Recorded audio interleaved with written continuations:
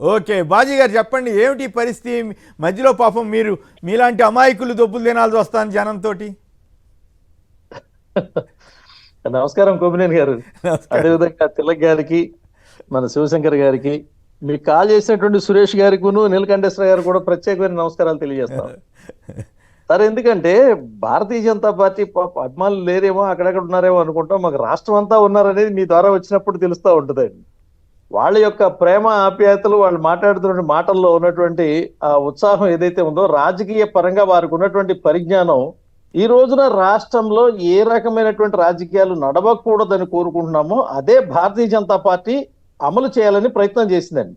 దగ్గుబాటి పురంధేశ్వరి గారి దోష, లేకపోతే సిఇఓ గారి దోష అనేటువంటి ఆరోపణ వైసీపీ పార్టీ నుంచి వస్తే, ఎలక్షన్ కమిషన్ సరిగ్గా పనిచేయటం లేదు, భయపడుతుందని చెప్పని ప్రధాన ప్రతిపక్షం నుంచి వారు సంబంధించినటువంటి పత్రికలో వస్తే, ఈ రోజున వైసీపీ సంబంధించినటువంటి వారు కూడా సేమ్ అదే మాట మాట్లాడుతున్నారండి. ఎన్నికల కమిషన్ భయపడుతుంది, చేతగానితనంగా వ్యవహరిస్తుంది అనేది. రెండు రాజకీయ పార్టీల మధ్య ఎన్నికల కమిషన్ నలిగిపోతున్నటువంటి వాతావరణం వాళ్ళ సామాన్య ప్రజలకు అర్థమవుతున్నటువంటి వాతావరణం. మన కొమ్మినేని గారు, దగ్గుబాటి పురంధేశ్వరి గారు చేసినటువంటి నేరంగా భావిస్తున్నటువంటి వైసీపీ పార్టీ సమాధానం చెప్పాల్సినటువంటి అంశం ఏంటంటే, పురంధేశ్వరి గారు ఎవరైతే ఈ రాష్ట్రంలో అభియోగాలు మోపబడినటువంటి వ్యక్తులు 22 మంది ఉన్నారని చెప్పని ఒక లెటర్ వారు ఎన్నికల కార్యాలయానికి ఇవ్వటం ఇచ్చింది. ఆ ఇచ్చినటువంటి అంశం ఏంటంటే, దయచేసి దర్యాప్తు చేసి ఉన్నటువంటి వ్యక్తుల యొక్క పరిస్థితులను బట్టి మీరు ఎన్నికలు సజావుగా నిర్వహించుకోమని ఇచ్చినటువంటి లెక్క. అభియోగాలని దర్యాప్తు చేయమని అడగడం కూడా నేరం అయితే, ఒక రాజకీయ పార్టీ అధ్యక్షులుగా వారు చేసినటువంటి తప్పు అయితే, ఈ రాజకీయ పార్టీలు, ఇక్కడ ఉన్నటువంటి పార్టీలో ఏ పార్టీలో అధ్యక్షుడు ఉన్నా, ఏ పార్టీలో ప్రధాన నాయకుడు ఉన్నా, మొత్తం వ్యవస్థ అంతా కూడా తప్పే. ప్రజాస్వామ్యంలో అడగటం నేరం అయితే, తప్పే కింద లెక్క భావిస్తే ఖచ్చితంగా రాజకీయాలే తప్పని భావించాల్సిన పరిస్థితి వస్తుంది. కొమ్మినేని గారు, ఎందుకంటామంటే ఎన్నికల అధికారులు నిర్వహించడానికి వస్తే, ఒకవేళ వాళ్ళు సస్పెండ్ చేయకుండా ఉంటే, ఇటుపక్క నుంచి ఆ దర్యాప్తు చేయనటువంటి వ్యక్తులు దర్యాప్తు చేసిన తర్వాత ఎవరిని అడిగారండి? సీఈఓగా ఎవరైతే మీరు అంటున్నటువంటి జవహర్ రెడ్డి గారు మావాడని పబ్లిసిటీ చేశారు, త్రిపాఠి గారు వాళ్ళ వాడని సపోర్ట్ చేశారు. అధికారులని రాజకీయ పార్టీలు పంచుకుంటాయా సార్? మీకు తెలిసినటువంటి జర్నలిజంలో ఈ కొత్త సూత్రాలు, సూక్తులు ఏమన్నా పనిచేస్తాయా? మీరు నా ప్రస్తావన తెచ్చారు కాబట్టి చెబుతున్నా. నాకు తెలిసి బహుశా దేశంలో ఏ రాష్ట్రంలో కూడా ఇంత ఘోరంగా తెలుగుదేశం పార్టీ వారు తయారు చేసిన లెటర్ మీద సంతకం పెట్టి దగ్గుబాటి పురంధేశ్వరి గారు ఇంతగా భ్రష్టు పడతారని నేను అనుకోలే. ఒకటి, 22 మంది పేర్లు ఇవ్వటమే పెద్ద తప్పు. ఏదైనా స్పెసిఫిక్గా పలానా ఉంటే ఇవ్వచ్చు. అంతేకాకుండా పలానా వాళ్ళని వేయండి అని అడగటం. అరే, ఇంత ఓపెన్ కానీ ఇంత పచ్చిగా చేసిన నిర్వాహకం ఇది మాత్రమే. దీని ఫలితమే ఈ గొడవలు, అల్లర్లు అనండి. నేను అడిగిన దానికి మీరు సూటిగా సమాధానం చెప్పట్లా. బడుగు బలహీన, మీకు ఆ వీడియోలు కావాలంటే చూపిస్తా. బడుగు బలహీన వర్గాలు, మైనారిటీలు వాళ్ళని ఓట్లేనియకుండా అడ్డుపడుతుంటే, పోలీసులు చేష్టలుడి కూర్చుంటే దానికి ఐజీ బాధ్యత వహించాల్సిన అవసరం ఉందా లేదా? ఆయన ప్రమేయంతో నియమితులైనటువంటి ఆఫీసర్లే ఇలా చేశారన్నది అభియోగం అయితే, ఆయన మీద మరి ఎందుకు ఎన్నికల కమిషన్ స్పందించలేదు అన్నదానికి నిజంగా అలా ఓట్లు వేయనివ్వాలనే ప్రయత్నం చేయాలి తప్ప, ఓట్లు అడ్డుకోవటాన్ని మీరు సమర్థిస్తారా అన్నది నా ప్రశ్న. లేదండి, రెండు విషయాలు మాత్రమే నేను మీ దృష్టి తీసుకొస్తాను. మీ నుంచి నేను సహాయం కూడా తీసుకుంటాను ఇందులో.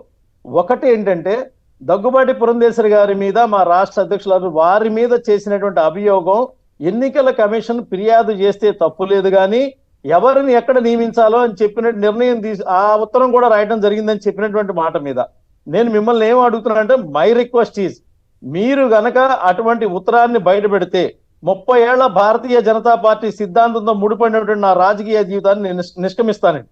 మీరు గనక ఆ ఉత్తరాన్ని గనక పురంధేశ్వరి గారు ఫలానా వాళ్ళని ఫలానా దగ్గర వేయమని గనక ఉత్తరం ఇచ్చారని కనుక మీరు గనక జస్ట్ మీ టీవీలో చూపిస్తే చాలు, నేను నా రాజకీయ జీవితం, అది నకిలీది కాకూడదు సార్, ఖచ్చితంగా చేస్తే నేను వెంటనే రాజీనామా చేస్తాను భారతీయ జనతా పార్టీ. చెయ్యని విషయాన్ని చేశారని చెప్పేటువంటి వార్త ఏదైతే అందుకే మిమ్మల్ని నేను అమాయకులు అన్నాను. మీ ఇష్టం, దానికేం పర్వాలేదండి. Very sincerely I'm telling to you sir, ఇందులో ఎక్కడ కూడా మనం రాజీ పడదు. ఇది రాజకీయాలు కాదు. ఎందుకంటే గత 2 నెలలుగా దీని మీద ఇంత చర్చ జరుగుతూ ఉంటే, ఇన్ని రకాలుగా జరుగుతుంటే ఇంతవరకు ఆవిడ ఖండించలా, నేను ఇవ్వలేదు, అట్లా ఇవ్వలేదని. పైగా మీకు తెలియదు మాట నేను చెప్తున్నాను. వాళ్ళందరి మీద మీకు ఆరోపణ తెలియని చేసిన మాట. తీరే అభ్యంతరకరంగా ఉంది కదా. మీ- రైట్, మీరే- ఓకే, మీకు పర్వాలేదు. తెలియని విషయం నేను ఇప్పుడు చెప్తున్నాను. ఇప్పుడు ఇప్పుడు కుమరన్ విషయానికి గారు, రండి, దయచేసి మళ్ళీ శివశంకర్ గారు కూడా ఒక- మాట్లాడాలి. ఈ ఒక రకంగా విషయం మైనారిటీ పూల సంఖ్యగా వర్గాలను జరుగుతుంది. కూడా ఒక- ఓట్లు వేయనీయకుండా చేయటం పోలీసు ఉన్నతాధికారి పర్యవేక్షణలో, అది కూడా కూటమి సేవలోనే ఉన్నారని డైరెక్ట్గా కూటమి కోసం చేసిన తీరుని మీరు సమర్థిస్తారన్నది నా ప్రశ్న. సార్, ఇక్కడ ఏ రాజకీయ పార్టీ ప్రజాస్వామ్యాన్ని విస్మరించి ప్రజలకు అన్యాయం చేయాలని ఎవరు సమర్థించరు. మీరు సమర్థించరు, ప్రతిపక్షాలు సమర్థించవు.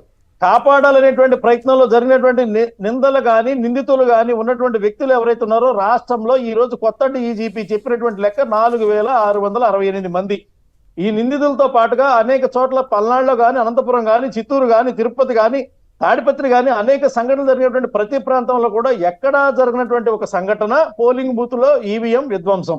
ఈవీఎం విధ్వంసం జరిగిన దగ్గర స్థానంలో ఎవరైతే వ్యక్తి ఉన్నారో అతను తెలుగుదేశం పార్టీ పోటీదారుడా లేకపోతే వైసీపీ పోటీదారుడా అనేటువంటి అంశం మీద ఎన్నికల కమిషన్ చర్యలు చేపట్టేటువంటి క్రమం జరుగుతున్నటువంటి పరిస్థితిలో ఈ నిందారోపణ పర్వం లేకపోతే ప్రత్యర్థుల మధ్య ఈ యొక్క మాటల పోరు జరుగుతున్నటువంటి లెక్క తీసుకుంటే గతంలో కూడా ఎన్నికల కమిషనర్ మీరు చెప్తున్నటువంటి మన యొక్క వారు చెప్పినట్టు తిలక్ గారు చెప్పినట్టుగా ఏ నిమ్మగడ్డ రమేష్ కుమార్ ఉన్నారో ఆయన ఒక నిర్ణయం తీసుకొని ఎన్నికల డిక్లరేషన్ ఇచ్చిన తర్వాత సాక్షాత్తు సీఎం జగన్మోహన్ రెడ్డి గారు గవర్నర్ గారి దగ్గరికి వెళ్ళి ఈ రాష్ట్రంలో నేను ముఖ్యమంత్రి ఆయన ముఖ్యమంత్రి ఆయన నిర్ణయం ఎలా తీసుకుంటాడని చెప్పినటువంటి మాట కూడా మీ దృష్టి తీసుకొస్తా ఉన్నానండి.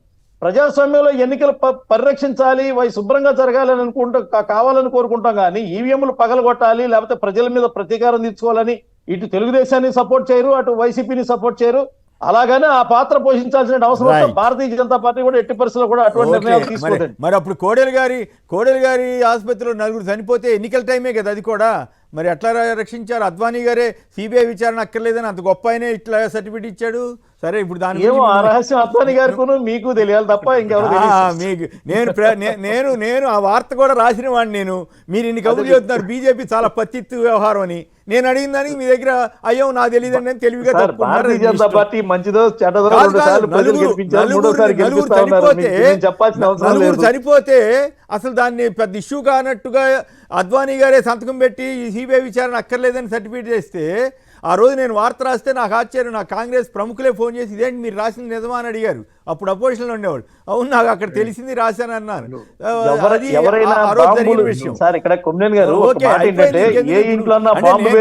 ఏంటంటే ఏదైనా నేను సమర్థించను, అది వేరే విషయం. ఒక ఈవీఎం అదేం పాడవలేదు, దాని చిప్పు దానికే ఉంది. అంతకుముందు తెలుగుదేశం వాళ్ళు వేసినటువంటి పాడు చేసిన వీడియోలకు సంబంధించిన వీడియోలు ఎందుకు బయటికి రాలేదు? ఎట్లా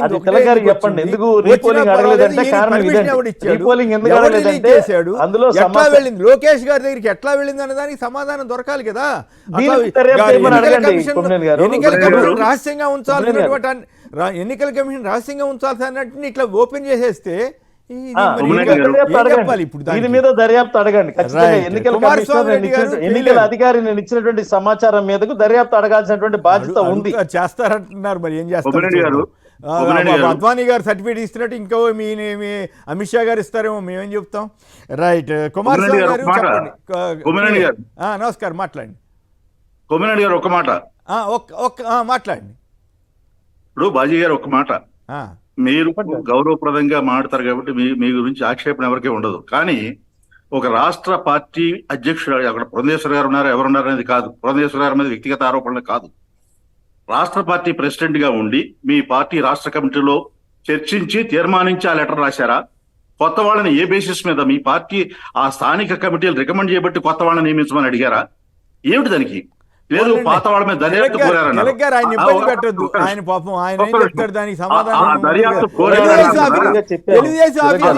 కోరడానికి మీ స్థానిక బీజేపీ శాఖలు ఏమైనా రికమెండ్ చేసినాయా?